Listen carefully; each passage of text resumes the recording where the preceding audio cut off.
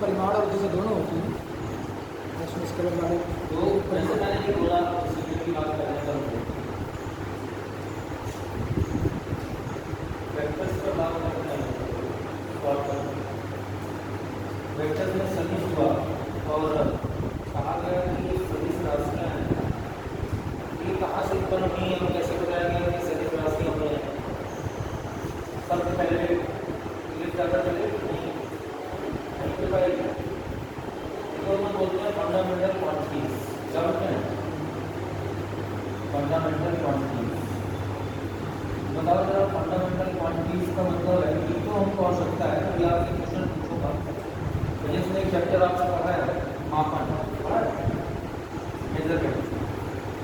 एक मापना होता है, एक नापना होता है। इन दोनों में क्या डिफरेंस है?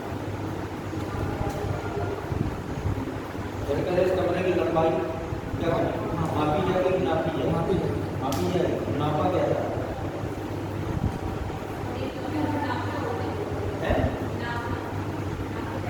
नापी जाएगी लंबाई मापी जाएगी। बस यही तो अंतर होता है ना। जैसे बहुत फिजिक्स का ही मैटर है, अगर इतना आपको नॉलेज है तो बात आपको समझ जाएंगे क्या करता है। तभी कहीं भी समझ में आता है कि अगला फंडामेंटल क्वांटिटीज क्या होता है बताइए। चलो देखो बताएं। नापना और मापने से मतलब ये है कि मेजरमेंट है कि मापा जाता है तो हमेशा लंबाई, चौड़ाई और ऊंचाई का हमेशा मापा होता है। हाँ, जैसे सिर्फ मेजरमेंट में हम लोग मूल राशि वाली चीज़ें पढ़ते हैं। जैसे आपने पढ़ा होगा लंबाई, द्रव्यमान, है ना, समय, ताप, दूरबीन का परावर्तन, मात्रा, ऐसा इस सब मूल राशियाँ हैं। तो लंबाई को मात्र जो छोटे बड़े metre, centimetre, decimetre, decametre, hectometre, kilometre वगैरह है। जब लोग मास में आ गए केजी, ग्राम, मिलीग्राम, सेंटीग्राम, कुंटल, मीटर, जब उसके मात्रा समय में आ जाएगा। समय में आप जानते ही सेकंड हो गया, घंटा हो गया, आवर हो गया, दिन हो गया, 50 वर्ष हो गया, सब टाइम पर डिपेंड करते हैं। ताप हो गया, फारेनहाइट, केल्विन और सेल्सियस हो गया, ऐसा करके हम लोगों को ढेर सारी राशियाँ बनी। तो ये मापन का मतलब होता है कि जो लंबाइयाँ इसमें मात्रा मीटर, सेंटीमीटर इतने हैं। नापने का मतलब होता है लीटर। इससे मैं तुमको अंतर बताऊँ। अंतर जैसे आपसे एग्जाम्पल कहा जाए कि 2 लीटर दूध लेना है तो 2 लीटर कहा जाएगा कि 2 किलोग्राम कहा जाएगा। 2 किलो दूध, 2 लीटर दूध, 2 लीटर। केजी इधर आएगा, मतलब कि फंडामेंटल क्वांटिटी केजी है। ये सब मापों के अंतर्गत आके साबित हो जा सकता है। नापना अलग, लीटर। अब जैसे कि कह दिया जाए इस सिलेंडर में कितनी गैस है, गैस क्या बोलते हैं? लीटर ना, केजी बोलते हैं उसको भाई, क्योंकि उसका धातु का ग्रहण कर लेती है। बात समझ में है? उसने केजी काउंट किया। और यानी जितनी भी लिक्विड वाली चीज़ें, इसमें से लिक्विड वाला समझ है, ठोस द्रव गैस होता है ना, तो क्या हुआ, जितनी लिक्विड वाली चीज़ें हैं जो बह सकती हैं, है ना, जिनमें बहता है, जिनमें श्यानता गुणांक होता है, जिनमें दस्तना होता है, तो बहने वाली चीज़ों का यूज हमेशा किसमें होगा, लिक्विड। जैसे आपको साबुन की टिकिया लेने जाते हैं, उसमें ग्राम या 100 ग्राम टूथपेस्ट ले जाते हैं, ग्राम लिखा होता है, उसमें लीटर नहीं लिखा होता है ना। शैम्पू का पाउच ले लो, क्या लिखा होता है, 5 ml, क्या लिखा होता है, ml, मिलीग्राम, मतलब छोटा, ग्राम का छोटा यूनिट हुआ मिलीग्राम। तो कहने का मतलब जो लीटर वाला है उसमें लीटर, मिलीलीटर, समझ रहे हैं ना, लीटर के बाद अगला कुछ यूनिट क्या बना है ना, सबसे छोटा क्वांटिटी सेंटीलीटर, किलोलीटर, लेकिन लिक्विड वाली चीज़ है तो मेजरमेंट में आप क्या है, एक डिफरेंस यही समझ में आता है कि मापने और नापने का होता है। इसको क्या था, हमने क्या बात चलाई, मापिए होता है ना कि नापिए, ठीक।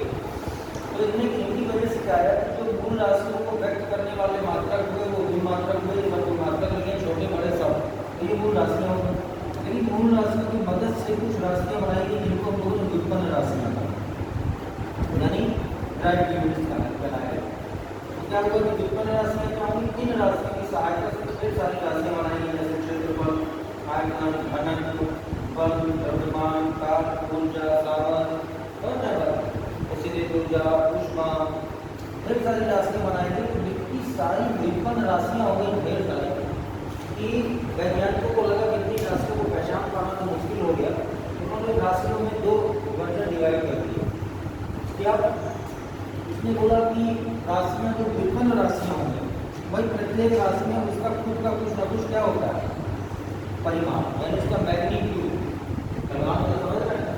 जैसे देखा कि रूप में अगर पेन की लंबाई नापी जाए तो इसका लंबाई, इसका मैग्नीट्यूड, इसका परिमाण, उसकी क्या होगी, लंबाई, समझ रहे हैं।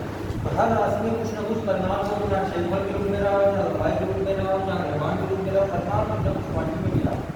जब परिमाण मिल गया तो उसने क्या किया, परिमाण तो भाई सबको होता है। ये कुछ ऐसी राशियाँ थी जिनके क्षेत्रफल को दिशा की जरूरत नहीं थी, और कुछ में ऐसा है जिसमें दिशा की जरूरत हुई। उन्होंने परिमाण और दिशा को लेकर के इन ढेर सारी राशियों का डिवीजन कर दिया, विभाजित कर दिया। जैसे जिसमें केवल परिमाण होगा उनको आदिश कहा गया, और जिनमें परिमाण प्लस दिशा दोनों होगा उसमें सादिश कहा गया। इसलिए मैं बोल रहा हूँ आदिश सादिश, क्यों, आदिश मतलब दिशा के बिना, और सादिश मतलब दिशा के साथ।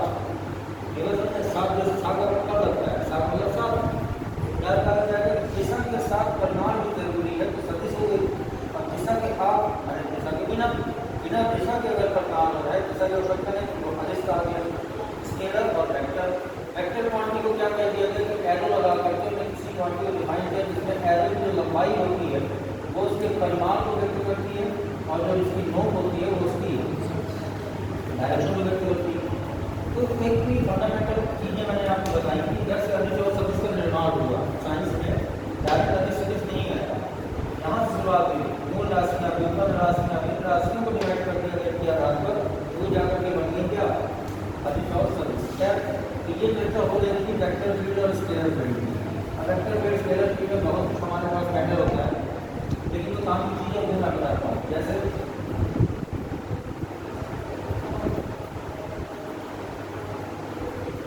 आपने पढ़ा होगा शॉर्टकट में डॉट प्रोडक्ट ऑफ 2 वेक्टर्स, यानी 2 वेक्टरों का कौन सा गुणन, डॉट गुणन, या इसको हम लोग स्केलर गुणन भी कहते हैं। क्या बोलते हैं, स्केलर प्रोडक्ट ऑफ 2 वेक्टर्स। ठीक, इसके एवरेज में आया यहाँ से डॉट प्रोडक्ट की बात, क्रॉस प्रोडक्ट, बहुत बेसिक चीज़ है जिसको फिजिक्स में आना ही आना चाहिए। आपने कैसा पढ़ा है बट ये मैं थोड़ा सा उसको समराइज कर दूँ।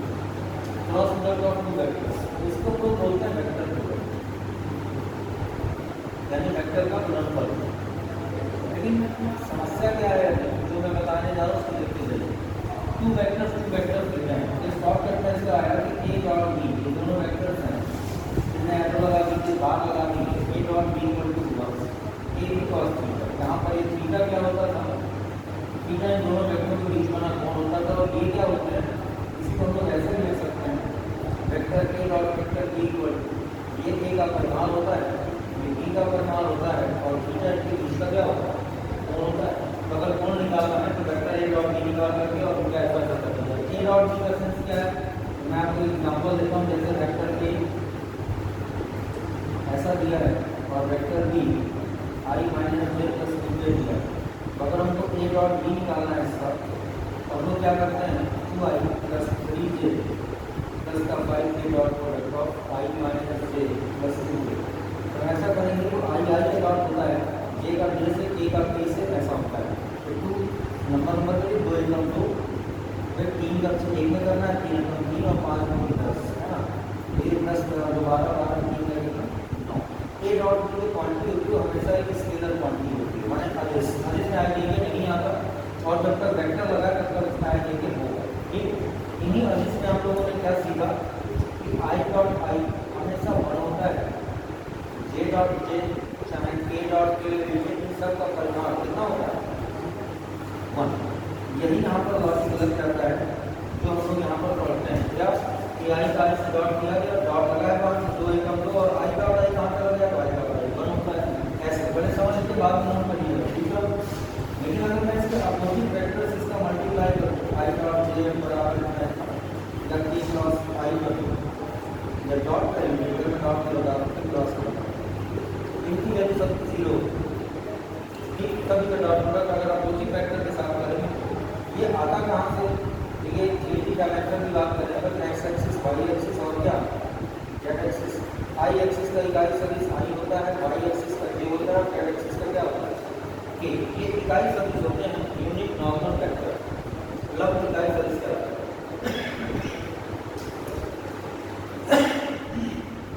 इसमें अगर हम सेंट्रल निकालने की बात करें तो डायरेक्टली मैं ऐसे लगा सकता हूँ, तो वेक्टरों का डॉट निकाल के उनकी मैग्नीट्यूड से अलग अलग ऐसे भाग देंगे, cos थीटा यहाँ से निकाल दिया जाएगा। ए डॉट डी कैसे निकालेंगे, लगा है आई आई करूँगा, जे डॉट से गुणा, के का के से गुणा करके ऐसे बना के इन दोनों निकाल सकते हैं। पहले बार ये तो 2 वेक्टरों का बात आई। अब ये कहा जाता है कि ये एंगल क्या है, इसमें आता है कि ये 2 वेक्टर्स, अगर 2 vectors are perpendicular to each other, perpendicular जानते हैं, अगर 2 वेक्टर आपस में क्या है, लंबवत है, तो इनके बीच का कोण कितना होगा, 90 डिग्री। cos 90 का मान क्या होता है, 0। कंटिन्यूआ करके ए डॉट की बराबर यानी डायरेक्ट अगर कहते तो याद रखिएगा कि अगर इन्हीं 2 वेक्टरों का डॉट किया जाए इस तरह, तो ये 2 3 5 और 10 सब कट के 0 आ जाता, तो हम कह सकते हैं कि दोनों वेक्टर हमारे क्या होंगे, लंबवत होंगे।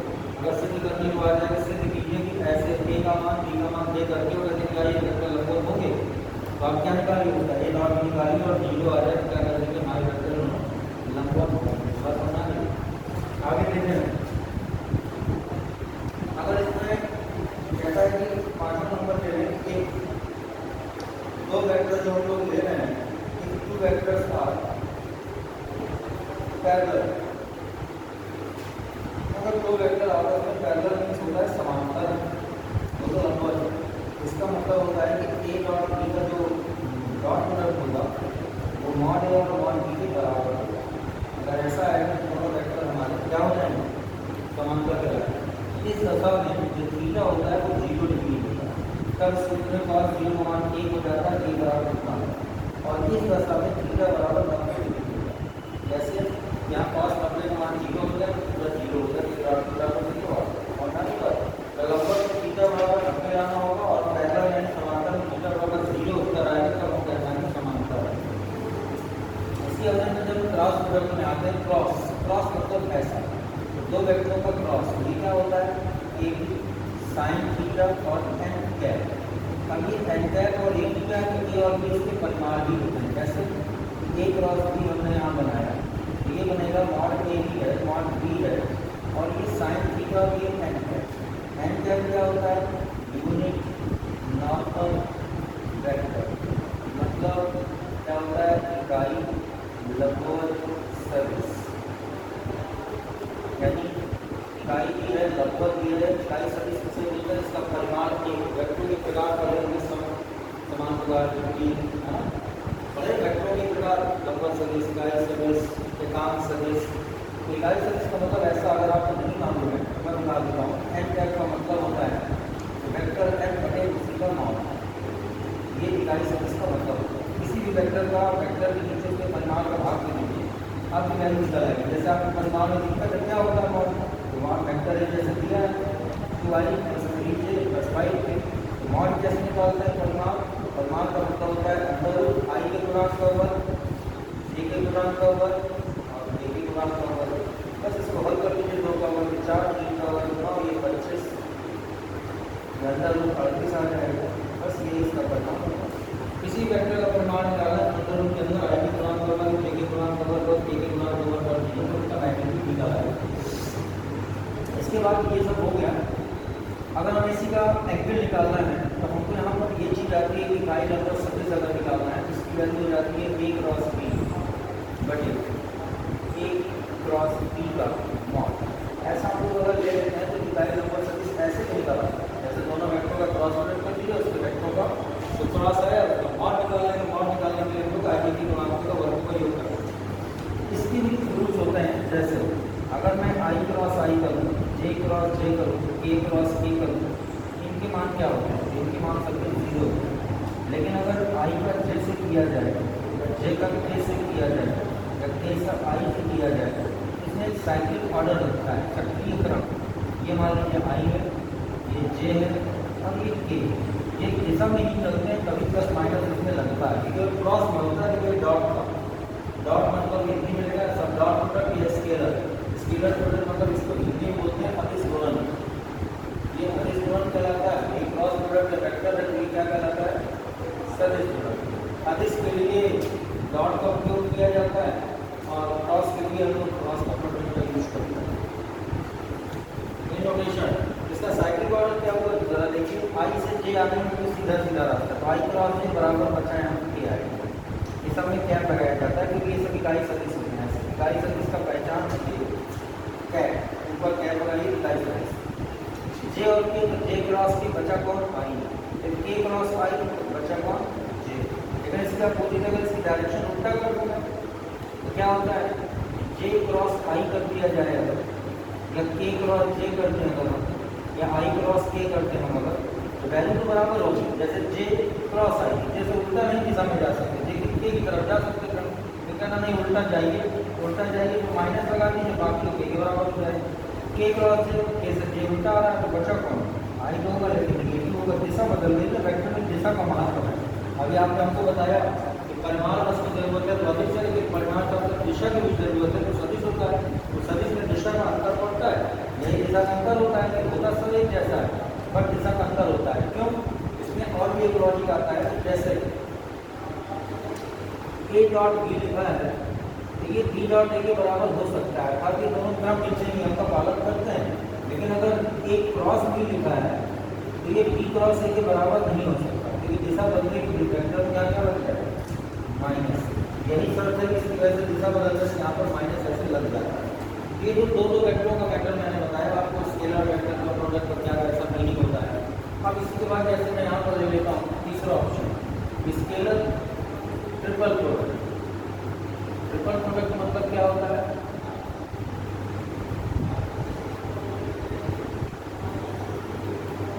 अदिश त्रिगुणन,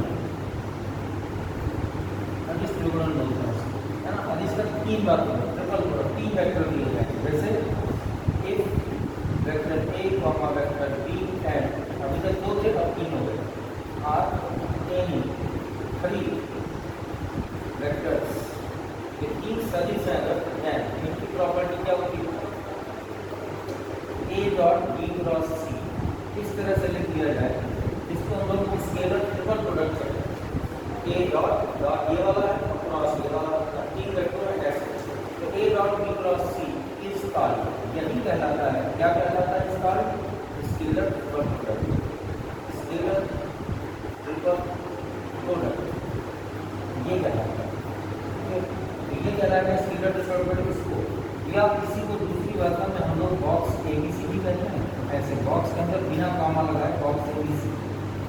अब बॉक्स ABC का क्या मीनिंग होता है कोई मैं आपको बताऊंगा, लेकिन पहले इसको देखिए कि बॉक्स ABC के मान अगर सीरियल ना बदला जाए, ABC ऐसे मान ABC, तो अगला क्या बनेगा BCA,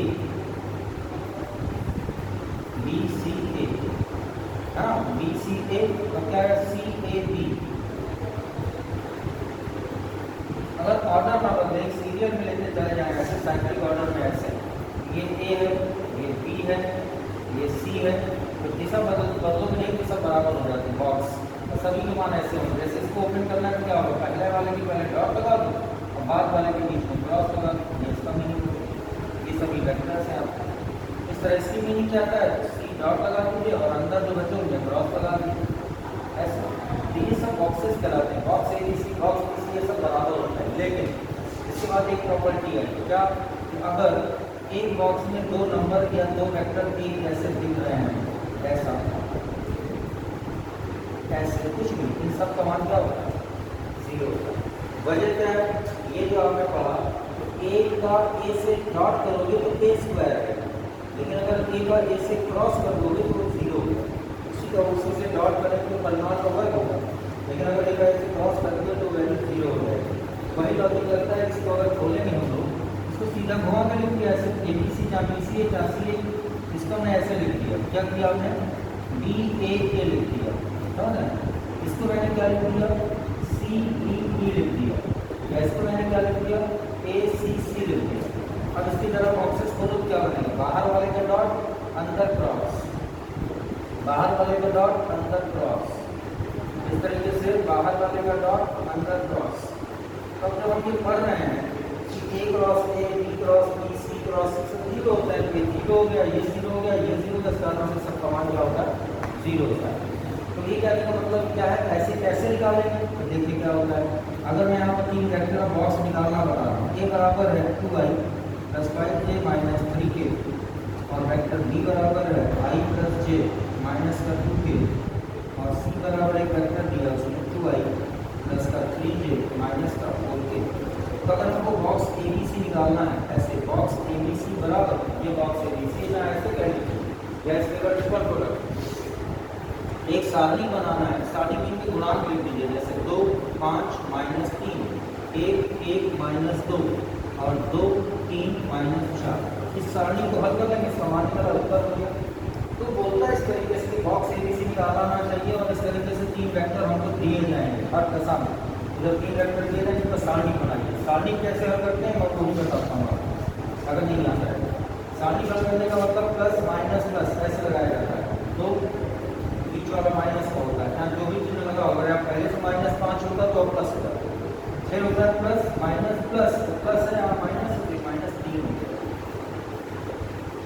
अब क्या करना है, जब 2 निकालते हैं तो 2 के सामने वाले ये पंक्ति और 2 के सामने वाला ये कॉलम बंद हो जाता है, ऐसे ऐसे बंद हो गया। अब इसका गुणा इसमें करिए, 4 × 4 माइनस का 4 है यहाँ पर, बीच में माइनस होता है, और 3 × 6 कि माइनस का 6 आ रहा है, तो बीच में माइनस होने की वजह से प्लस का 6 होगा ऐसे। जब हम इसमें से अगला टर्म निकालना चाहेंगे 5 वाला, तो 5 के सामने वाला को ये बंद कर दीजिए, 5 के सामने वाला ये बंद कर दीजिए, इसका गुणा इससे माइनस का 4, और इसका गुणा इससे तो माइनस का 4, ये बीच में माइनस होता है तो प्लस का 4। 3 तो 3 के सामने वाला ये बंद और ये बंद, तो 1 का गुणा करिए किससे, 3 से, 3 एकम 3, बीच में माइनस होता है, 2 एकम 2, कड़ी गुणा किया जाता है ऐसे। तो क्या बना, 6 में 4 चला गया 2, 2 3 4, 4 4 कट गया 0, और 1 -3, 4 में 3 दिया 3, यानी इसका आंसर। तो अगर वो बॉक्स एबीसी का मान कहता है, वैसे सारी निकाल के हम लोग सिंप्लीफाई करेंगे तो बॉक्स का मान है। जैसे यहाँ पर ये भी कहता है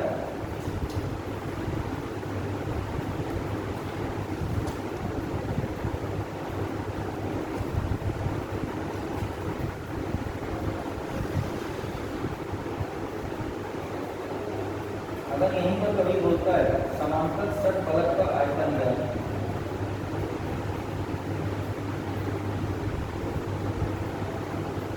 समांतर षटफलक का आयतन, इसको इंग्लिश में बोलते हैं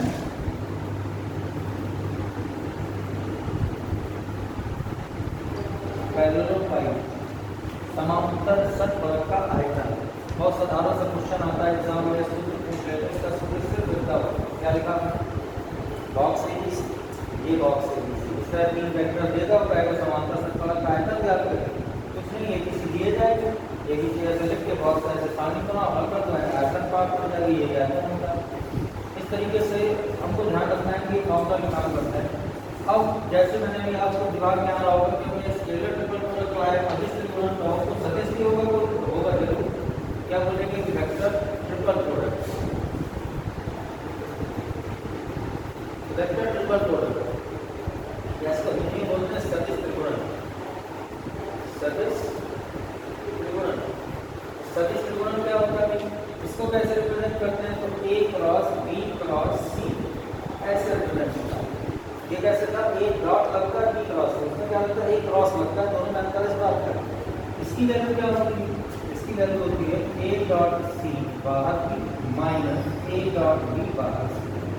ये सब वेक्टर्स होते हैं कितने, ये इसका फॉर्मूला होता है वेक्टर ट्रिपल प्रोडक्ट का, है ना। इसको निकालने के लिए हमको दो डॉट निकालने ही पड़ेंगे। डॉट कैसे निकालता है, जैसे यहाँ पर मैंने कभी बताया था, ये डॉट दो वेक्टर का डॉट कहाँ होता है, ये डॉट में जैसे दो वेक्टर का डॉट करना है तो ऐसे वहाँ डॉट करके निकालना पड़ेगा, ठीक है। तो इसके बाद जब ये वेक्टर का थोड़ा थोड़ा आपको नॉलेज है, नहीं था मैंने बता दिया, रिपीट कराया। तो वेक्टर दो गुणा से शुरू होता है, दो वेक्टर का अदिश सदिश, तीन वेक्टरों का अदिश सदिश, उनकी प्रॉपर्टीज, उनके क्वेश्चन, उसके रिलेटेड ये सब चीज़ें ऐसी आती हैं, ये सब प्रॉपर्टीज जितनी है लिखा नहीं सबको क्या बोलते हैं। इसके बाद फिर हम लोग जब आते हैं तो यहाँ पर डेल ऑपरेटर आता है, इसको बोलते हैं हम लोग डेल, क्या बोलते हैं हम लोग, डेल ऑपरेटर। इसको हिंदी में आप कह सकते हैं तो डेल ही बोलते हैं, और हिंदी में इसको बोलते हैं संकारण ऑपरेटर, डेल संकारण। तो डेल का जो मीनिंग होता है वो हमेशा होता है आई डेवर अपॉन डेवर एक्स प्लस जे डेवर अपॉन डेवर वाई प्लस के डेवर अपॉन डेवर जेड। थोड़ा सा इसके अंदर हाई करके पढ़ाना तो समझ नहीं आएगा, अगर आप नहीं इस अंदर का कहते हैं तो वो मतलब बेसिकली ये पढ़ा रहा है कि सब आना चाहिए, आने वाली चीज़ें ना शुरू की वहाँ से प्रॉब्लम ऑब्लम आना चाहिए, थोड़ा बहुत तो मैथ रहती है होगी पूरी फिजिक्स में। खैर नॉलेज है तो समझ लीजिए। तो डेल की वजह से मैं आपको लिख कर रहा हूँ थोड़ा सा, अगर डेल डॉट मैंने यहाँ पर फंक्शन एफ लिख दिया डॉट लगा तो इसको हम लोग बोलते हैं ग्रेडियंट, ग्रेडियंट। अगर डेल के साथ क्या करेंगे, ऐसा करिए डेल डॉट एफ लगाओ, ये वेक्टर है, ये स्केलर मान लेंगे, ग्रेडियंट हो गया, इसको बोलते हैं हम लोग डाइवर्जेंट। और अगर मैं डेल के बीच क्रॉस लगाता हूँ इसमें वेक्टर के साथ, ये हो जाता है कर्ल, ग्रेडियंट एफ पढ़ेंगे इसको डाइवर्जेंट एफ पढ़ेंगे, इसको कर्ल। तो हम लोग अगर यहाँ डेल पर पहुँचते हैं बारी आगे तो उसमें अवकलन वगैरह छोटा मोटा ये सब डिफरेंशिएशन वगैरह ये सब होता है, डाइवर्जेंट ग्रेडियंट कर्ल होता है। जब तीन वेक्टर होते हैं सभी ग्रेडियंट पढ़ लेते हैं तब तो ये सब चीज़ें बनती हैं। अब यहाँ पर क्या है, डिफरेंशिएशन क्या है, अब यहाँ पर क्या बोलते हैं कि ये जो डेवर अपॉन डेवर एक्स लिखा है इसको पढ़ते हैं, है ना। इसका मतलब होता है कि differentiation partially with respect to x, लेकिन कैसे, तो taking y as a constant, मतलब वाई को कांस्टेंट मानते हुए हम एक्स के सापेक्ष अवकलन करते हैं, पार्शियली यानी आंशिक अवकलन। आंशिक अवकलन करना इसका अवकलन बोलते हैं। अवकलन के फार्मूले होते हैं क्योंकि ये लगते हैं फिजिक्स में, आपने देखा है कि डिस्ट्रीब्यूशन इंटीग्रल किया होगा, अवकलन भी लगता है, समाकलन भी होता है, ऊर्जा निकालते हैं, कार्य निकालते हैं, वो इंटीग्रेशन करके निकालते हैं। डिफरेंशिएशन इंटीग्रेशन ये छिपावट नहीं सकते, आप फिजिक्स पढ़ना है तो आपको अच्छा सा नॉलेज होना चाहिए। तो वेक्टर फील्ड में ये था, वेक्टर का डिफरेंशिएशन, वेक्टर का इंटीग्रेशन ये सब आता है। जैसे आप कोई वेक्टर इस तरीके से कह दिया जाए तो और मैं आपको आगे बताऊँ, अगर कोई ये आर जो होता है, आर इस आर की पोजीशन वेक्टर कहलाता है। आपने हिंदी में जो कहा है पोजीशन वेक्टर, पोजीशन वेक्टर में हिंदी होता है स्थिति सदिश, क्या होता है, स्थिति सदिश। ऐसे होता है x axis plus y axis plus z axis, ये एक्स एक्सिस में आई, वाई एक्सिस में जेड, जेड एक्सिस में के, ये पोजीशन वेक्टर स्थिति किसी भी वेक्टर का होता है। लेकिन अगर मैं इसका परिमाण का मॉड आप चाहूँगा इस वेक्टर का, तो मॉड हो जाएगा x square plus y square plus कितना जेड स्क्वायर। तो आर के बेस पर अगर कोई वेक्टर आर बराबर हम ले लेते हैं ऐसे 2ti plus 5tj plus 3tk T square के ऐसा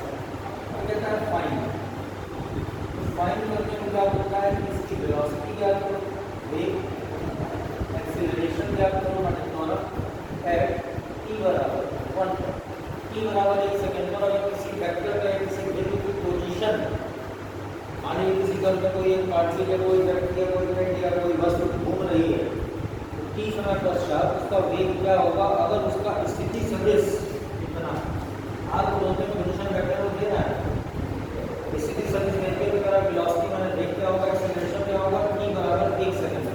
तो हमको क्या करना है इसमें कुछ नहीं कोई सिंपल सा मैटर आता है कि अगर वेलोसिटी निकालना है वेग तो वेग होता है dr/dt और अगर एक्सीलरेशन निकालना है तो ये होता है d/r/dt। मतलब r का एक बार अवकलन करने t के सापेक्ष तो वेग निकल आएगा और उसी r का दो बार अवकलन करने t के सापेक्ष तो त्वरण निकल आएगा।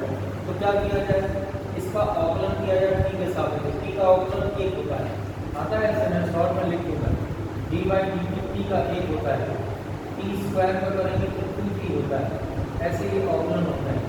और हम करता हूँ तो d/dt जैसे sin वगैरह आता है तो sin t का cos t होगा। ऐसे फॉर्मूले इंटर वाले याद करने पड़ेगा। बताओ इसका अवकलन t का 1 हो गया अवकलन 2i, फिर t का 1 हो गया तो 5j और यहाँ पर t स्क्वायर का 2t हो गया तो 3 दूनी 6t k। अब कह रहा t बराबर 1 पर t बराबर 1 ध्यान रखो तो जो बचा वो वेलोसिटी वेलोसिटी क्या होता है एक सदिश राशि इसलिए i j के बना जाएगा। लेकिन अगर वेग का परिमाण कह देता है ऐसे तो अंडर रूट आई के गुणा का वर्ग j के गुणा का वर्ग k के गुणा। अब कह रहा है इसका एक बार अवकलन और कर दो तो त्वरण आ जाएगा, ये त्वरण है और ये वेग है। तो त्वरण कैसे निकला इसका एक बार अवकलन और कर दो, इसमें t नहीं है कांस्टेंट का अवकलन 0, इसमें भी t नहीं है 0, इसमें t है तो 1 हो गया अवकलन तो बचा सिर्फ कितना 60। ऐसे करके हम लोग वेलोसिटी वेग त्वरण निकाल सकते हैं। बस होता है तो मतलब चीज नोट करना चाहिए ना निकाल कर करना और कल ये हो रहा है परिणाम ये दोबारा हो जाता है और हम ये वेक्टर प्रोडक्ट और वेक्टर ये सब चीजें आपको आती हैं तो आपको बहुत यूजफुल चीजें हैं सब लाइक नहीं है अब वही तो एक ऑप्शन बचा है नहीं दूर तो पता नहीं है।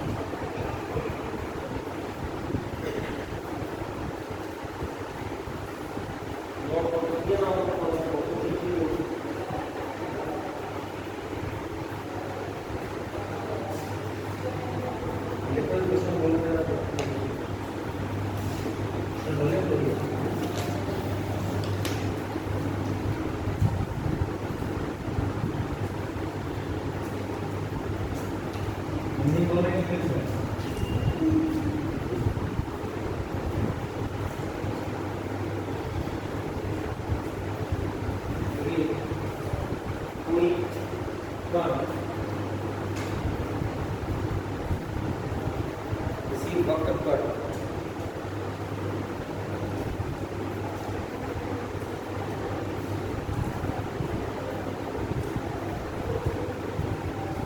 गतिमान है, घटना कोई किसी वक्त पर गतिमान है जहाँ x बराबर 2t स्क्वायर कामा 2t स्क्वायर कामा y बराबर y बराबर sin t तथा z बराबर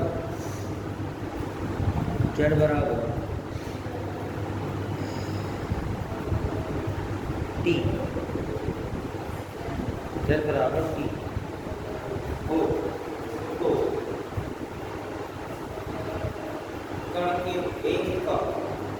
कण के वेग तथा त्वरण का परिमाण,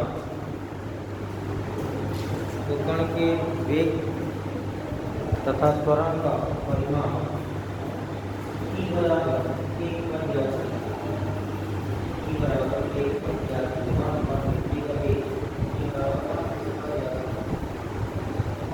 बराबर क्या वेग और त्वरण का ही दिया होगा, उसकी वजह से वेक्टर प्रोडक्ट डॉट प्रोडक्ट नहीं दिए क्योंकि लॉन्ग मेथड था।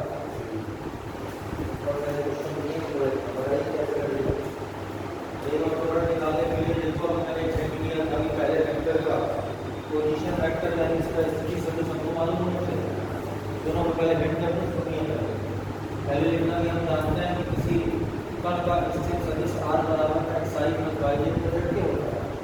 फिर लिखना कि यानी कि r बराबर है x का मान रख देना या y का मान रख देना, यहाँ पर क्या मान रख देना r निकाल आएगा, हमारे पर एक बार ओपन कर देना तो वेग निकल आएगा, दोबारा ओपन कर देना त्वरण निकल आएगा, फिर इनके मॉड निकाल लेना है तो परिमाण हो जाएगा। लगाओ कितना समझ पाएगा तो लगाओ फिर मैं बताऊंगा। पहले r आप उसको करो x y z की मान लो तो r बनेगा, फिर r का ऑप्शन करना पड़ेगा, एक मान और दो करिए।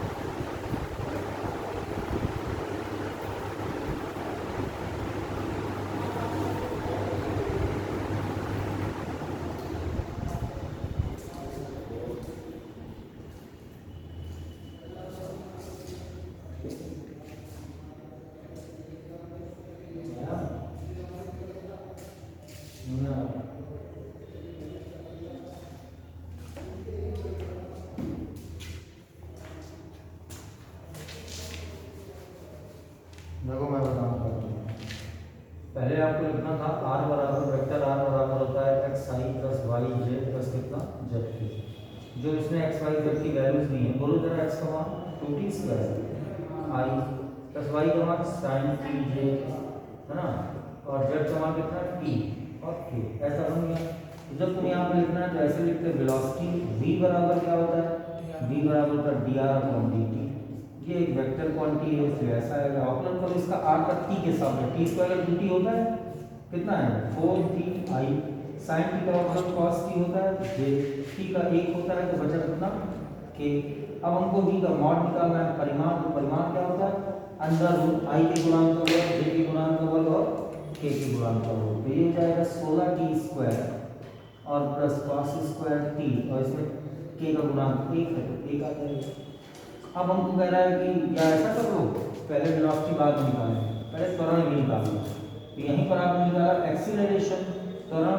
त्वरण का मतलब एक बार अवकलन और कर दिया जाए, तो इसका t का अवकलन 1 तो बचा 4i, cos t का अवकलन माइनस का sin t होता है, j हो गया, k कांस्टेंट है 0 हो गया।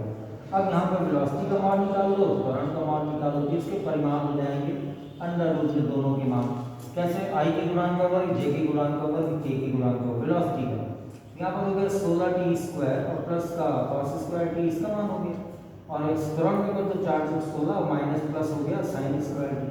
अब वो कह रहा है t बराबर 1 पर, 2 पर, 3 पर, 60 पर, यहाँ t के मान रख दीजिए आंसर निकल जाएगा। मतलब साइन लॉस हमने ऐसे दे दिया इस वजह से। वेग में एक और नहीं आएगा, के का गुणांक एक है ना, वेग में देखिए कहाँ है के तो का यहाँ गुणांक पर है बस के साथ, है ना, बस इसमें नहीं है। इसमें नहीं है। तो इस तरीके से वेलोसिटी एक्सेलरेशन हम लोग आसानी से निकाल लेते हैं। अगर t का मान π/2 दे देता 90 डिग्री, जहाँ पे 1 लिखा है वहाँ पे π/2 कर लो जरा, एट t बराबर 1 जहाँ लिखा है उसको π/2 कर लो, π/2 मतलब 90 डिग्री। इस तरीके से वेक्टर और इस तरीके से एक्सीलरेशन अवकलन करके हम लोग आसानी से निकाल सकते हैं। ना तो ये मेथड है।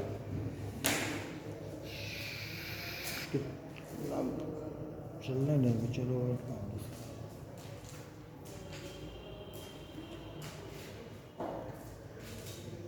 तुम लोग कहाँ नहीं माना सर? हाँ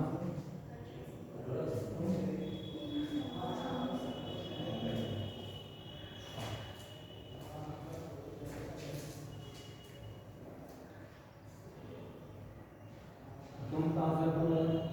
तरह चुका सर, क्या करते हो तुम? इंटर कर रहे हो? इंटर हो चुका सर, मुझे सर बायो से? मैथ्स था मैथ्स से? इस साल प्राइवेट से बायो कर रहे हैं, बायो से प्राइवेट से बायो कर रहे हैं सर। पहले मैथ्स से? तुम लोग क्या हो चुका है? हाँ हाँ जैसी बायो हो रही है। कौन सा सेमेस्टर? Year final semester. हाँ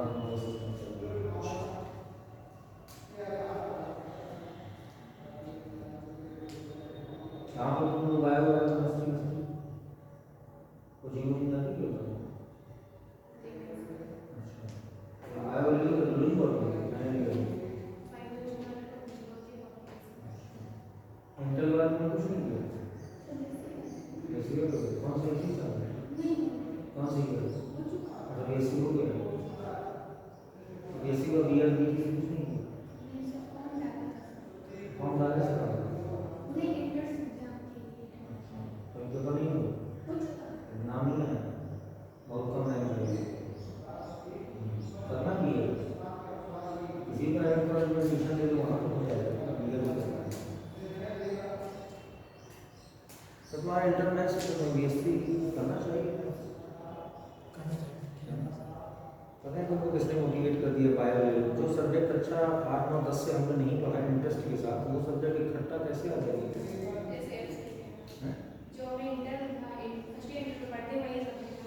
हाँ और क्या, कॉन्सेप्ट यही होता है कि मान लीजिए अगर आपने 9th 10th में आर्ट साइड हो गया तो फिर आर्ट साइड बीए तक जाइए तो फायदा है उसका।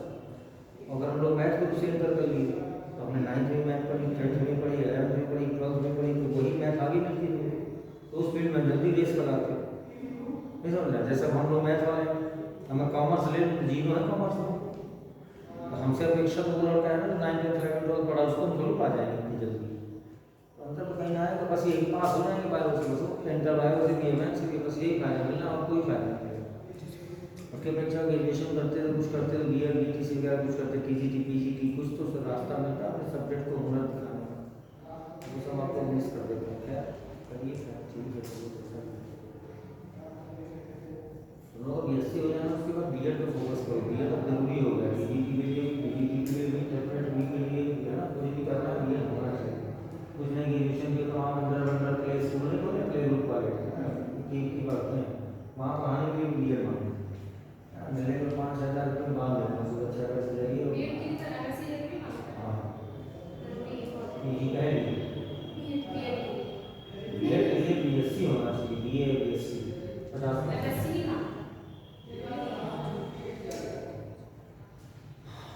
तो ये सब चीज़ें हैं खैर, लेकिन अपने फ्यूचर को देख के भी काम करना चाहिए।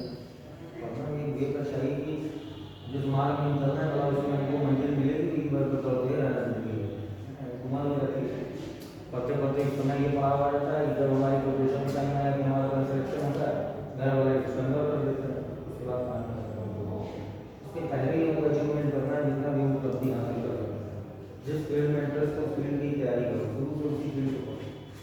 अगर तुम नीट का बनाए हो तो नीट आप भी समझ रहे हैं कि जो बाहर पढ़ रहा है उसकी अपेक्षा को कितना है, वो रात में समर्पित है नीट के लिए, आप केवल 2 घंटा यहाँ आ जाते हैं तो नीट नहीं कर पा रहे क्योंकि बेसिकली वीक है ना। तो नीट का मतलब होता है कि 9, 10, 11, 12 की केमिस्ट्री, फिजिक्स और बायो जबरदस्त तैयार होना चाहिए। जबरदस्त मानते हैं कि जब कोई टीचर बनाना है तो उससे तुम डायरेक्ट बात कर सकते, और क्या होता है आपको मैं लिखता हूँ तुम बताओ, वो तैयारी होना चाहिए। फिर कुछ घट के पढ़ाया जाता है, देखो ये कंपटीशन लेवल का क्वेश्चन, आपको यहाँ टीचर क्या पढ़ाएगा, यहाँ बेसिक क्या चल रहा है, जैसे 11-12 की कोचिंग पढ़ाई जाती है वैसे ही आपको ये नहीं सब हम भी मैथ पढ़ा रहे हैं,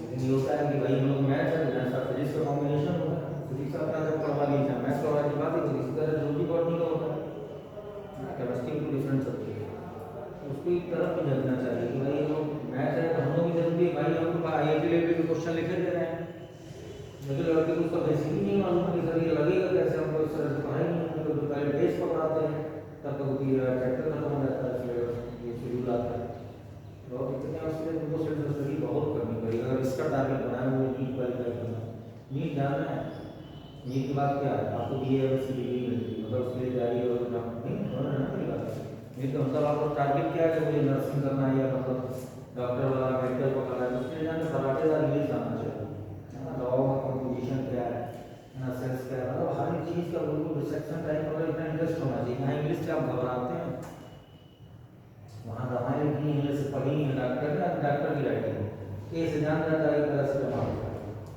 ये चीज़ को पकड़ना चाहिए। इस चीज़ से हम लोग समझते हैं कि अगर इसी फ्यूचर में कोई यूज है, फोन हम इंग्लिश में लगाते हैं, हिंदी क्यों नहीं लगाए, छोटी का ड्राफ्ट डालें नहीं, रिसीव का गाइड का उसको प्रैक्टिस कीजिए, ऑनलाइन कोर्सेज भी करिए, चाहे इंग्लिश का चाहे हिंदी का, उसके बाद अपना इसकी तैयारी में लगना चाहिए, घर पर बैठ कर 9, 10, 11 की किताबें पढ़ करो, घर पर बैठ कर स्टडी करो, हमारा बेसिक मजबूत उसका भी ध्यान रखेंगे, साल भर ऐसे निकल जाएगा नोट्स बना कर, वही 11-12 पढ़ते रहो, जीवन में कभी नहीं, 10 साल से सेंस उठाइए, पेपर उठाइए, करिए मेहनत तो अगर उस क्षेत्र में इंटरेस्ट है नहीं क्या, लेकिन जिसमें रुचि है उस चीज़ को करना चाहिए, नहीं कि मैं नीट की तैयारी करना है, SSC रेलवे भी देखना है, बैंकिंग भी समझ लेता है, DPSC भी देखना है, ये सब 4 जगह टाइम माने 4 माह में सवारी करने का कोई मतलब नहीं, मेहनत कीजिए, खैर जैसा भी है।